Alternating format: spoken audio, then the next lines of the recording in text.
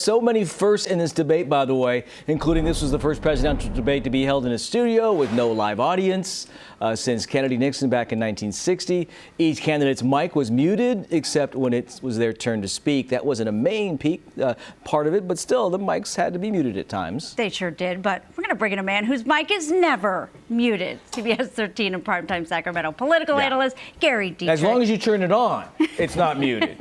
You bet. Friends, you guys know I'm not usually at a loss for words. I can imagine you are tonight. Don't start was a debate that started you wondering, ouch. Yeah. I mean, I'm just going to be really honest, folks. I was somewhat aghast about halfway through this debate. I just thought to myself, wow. I mean, this is going to be full of sound bites, full of memes.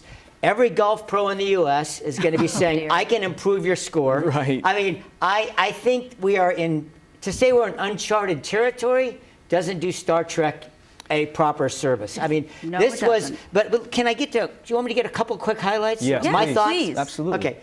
I think what we're already hearing out of Democratic circles, and what you're hearing, what's interesting to me too is how big this audience is going to be and how broad the analysis is going to be. Because every single network, including ours, is carrying this, right? You're hearing across the board that the one thing the president needed to demonstrate was capacity, was that he'd overcome any age concerns.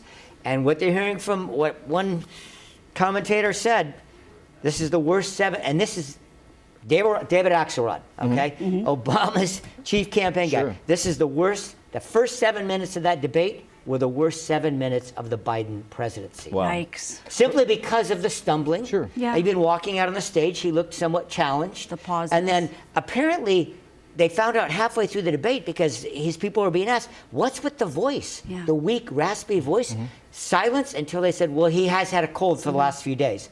But they said, why don't you tell us that in advance? Because it would have lowered expectations. Right. Otherwise, Tony, he sounded very old. First impressions matter in a job interview, on a date, and when you're running for president. And for those who haven't made up their mind, I wonder how many saw that and said, I'm done. Yeah, we talked about this in the newsroom, but here's my overall take.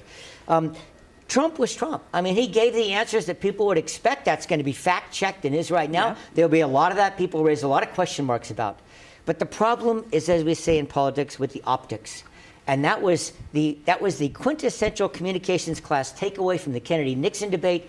Kennedy looked, sounded, acted like a guy who was vigorous and presidential, and Richard Nixon in that setting Sweating, did not. getting nervous. Yeah. You made a good point about Trump not pouncing on Biden's weakness. I think when he showed everybody it. noticed that, don't you think? Yeah. Well, that was very interesting. He kept saying, well, he doesn't know what he's talking about, but he didn't mention age. And I'll tell you, if the one thing that Trump people are happy about is that he stayed in the guardrails and didn't try to talk over Biden. You saw the split screens. He would just sit there and shake his head and roll his eyes, but he didn't try to jump back in. All right. That's what they wanted.